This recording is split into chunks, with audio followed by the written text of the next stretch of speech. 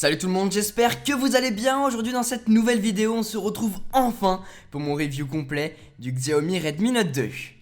On va directement rentrer dans le vif du sujet avec son design. On est là sur un grand smartphone qui est plutôt simple esthétiquement, avec un grand écran, avec des boutons tactiles rouges tout en bas. Au dos c'est du plastique, mais à première vue ça ressemble à de l'aluminium, un petit peu en tout cas, et ça ne fait pas trop cheap. Un peu comme tous les smartphones, il prend pas mal les traces de doigts sur l'écran avant, mais bon, c'est pas super grave. Il fait que 8,3 mm d'épaisseur, ce qui est plutôt correct. Il pèse 160 grammes, et franchement, il est plutôt léger lorsqu'on l'a en main. Et finalement, il est disponible en plusieurs coloris, en blanc, en jaune, en bleu, en rose et en noir, celui que vous avez sous les yeux. Pour ce qui est des connectivités, à l'avant on a une caméra frontale, une LED de notification ainsi qu'un haut-parleur. Comme je vous l'ai dit tout à l'heure, on a 3 boutons tactiles en bas. Au milieu on a le bouton Home. À gauche on a le bouton de multitâche qui est d'ailleurs super sympa en passant, avec cet affichage là et la RAM utilisée en dessous. Et finalement à droite on a le bouton de retour. En dessous on a la prise micro USB qui étrangement est à gauche, mais bon c'est pas très grave. Et juste à côté on a le micro.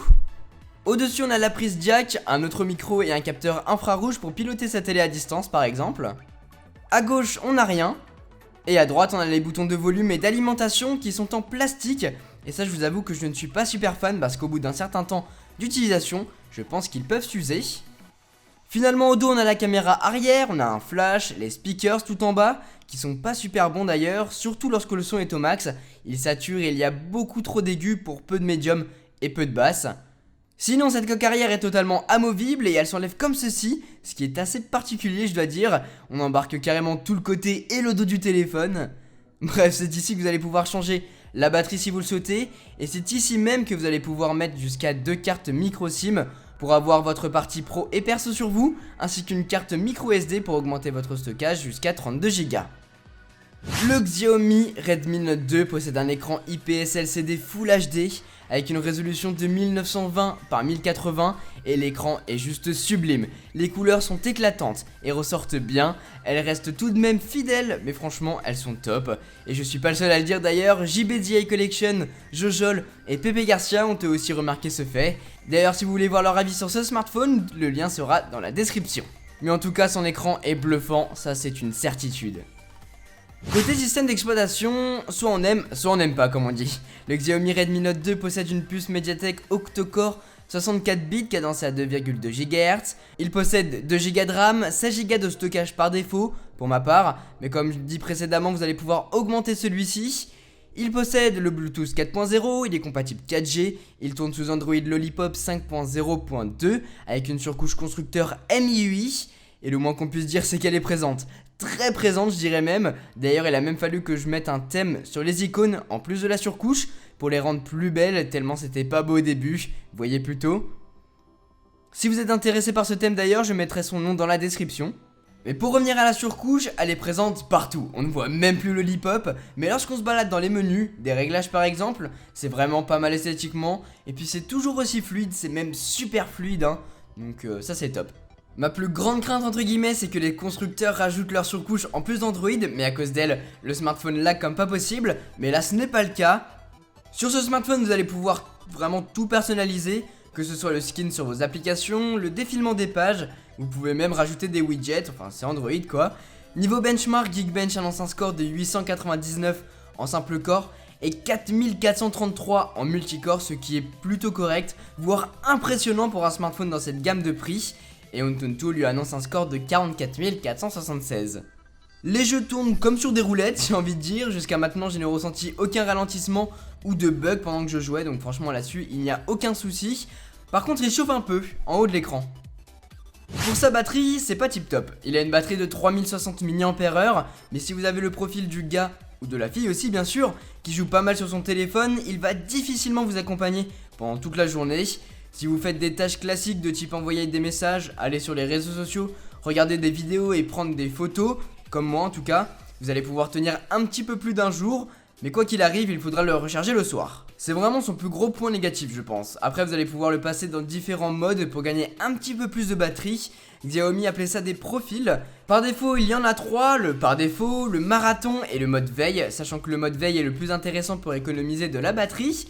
Mais ce qui est super c'est que vous allez pouvoir créer votre propre profil dans lequel vous allez dire que je mets la luminosité à tant de %, je désactive la 3G, j'active automatiquement le mode Wi-Fi, le mode vibreur, etc. etc. Et ça c'est vraiment génial. Au niveau de l'appareil photo, c'est le feu. Ces photos sont bluffantes pour un smartphone à ce prix là. À l'avant on a un capteur de 5 mégapixels et les détails sont présents, les couleurs sont éclatantes, mais on regrette une ouverture pas assez grande pour pouvoir mettre tous nos potes sur les photos. Au dos on a un capteur 13 mégapixels avec une ouverture de 2.2 et très clairement j'ai été impressionné, je ne m'attendais pas du tout à ça et je ne suis pas déçu. Les couleurs ont un bon piqué sans être trop saturées, les détails sont au rendez-vous mais ça peut pixeliser par moment. Les flous sont bien gérés lorsque vous focusez un objet par exemple. En bref ils sont top, que ce soit sur la face avant ou sur la face arrière, rien à dire. Les photos en basse luminosité sont elles aussi bonnes, mais un petit peu pixelisées à mon goût et le flash fait un super job, vous voyez plutôt. Côté vidéo cette fois-ci on va filmer en HD 720p sur la face avant et voici le résultat. Pour ce qui est des vidéos sur la face avant, on est sur de l'HD 720p où là il y a le soleil et la qualité est plutôt bonne, voyez par vous-même. Et puis il y a une sorte de petit grand angle, c'est un semi-grand angle pour accueillir vos poteaux derrière. Mais c'est pas énorme quand même hein. Bon dites-moi dans les commentaires comment vous trouvez ça. Et finalement sur la face arrière on va filmer en Full HD 1080p, ce qui est pas mal du tout comme son résultat en fait. Et on a à l'arrière de l'HD 1080p, je peux pas voir l'écran actuellement et je le verrai au montage. Mais vous dites-moi dans les commentaires comment vous trouvez la qualité photo frontale et arrière, et la qualité vidéo aussi. Et on va voir ça au montage, voir ce que ça donne. Mais bon, à première vue ça a l'air plutôt bon. On a quelques fonctionnalités tout de même sur ce Redmi Note 2 malgré qu'on n'en ait pas beaucoup. On a le mode senior, cette fois-ci ils l'ont clairement nommé comme ça, c'est pas un mode simplifié ou un mode simple. Comme à chaque fois ce mode vous permet d'avoir des énormes applications pour pouvoir vous y retrouver beaucoup plus facilement avec des contacts sur la gauche et le résumé des applications. On peut aussi personnaliser un appui long sur les touches tactiles pour configurer ce qu'on veut dessus. On peut aussi utiliser un mode à une main pour passer de 5,5 pouces à 5 pouces, 4 pouces ou même 3,5 pouces de diagonale. Il vous suffit juste de slider du centre vers la droite ou vers la gauche, dépendamment d'où vous voulez mettre votre écran. Et finalement, un slide vers le haut sur l'écran d'accueil vous permet de lancer une recherche Google. Pour conclure, pour un smartphone qui coûte entre 150 et 200 €, tout dépend de la boutique sur laquelle vous l'achetez. Je mettrai deux liens de deux boutiques différentes dans la description, comme ça vous aurez le choix. Mais bref, pour 200 € en gros, vous avez un smartphone qui a des performances plutôt bonnes, un design simple mais sympa, un écran juste magnifique, un appareil photo super top, mais une autonomie qui dépasse difficilement une journée. Voilà les amis pour mon review complet du Xiaomi Redmi Note 2, j'espère que cette vidéo vous a plu. Si vous voulez vous le procurer, je mettrai donc tous les liens à votre disposition dans la description. Sur ce, moi je vous laisse passer une très bonne journée. Tchou!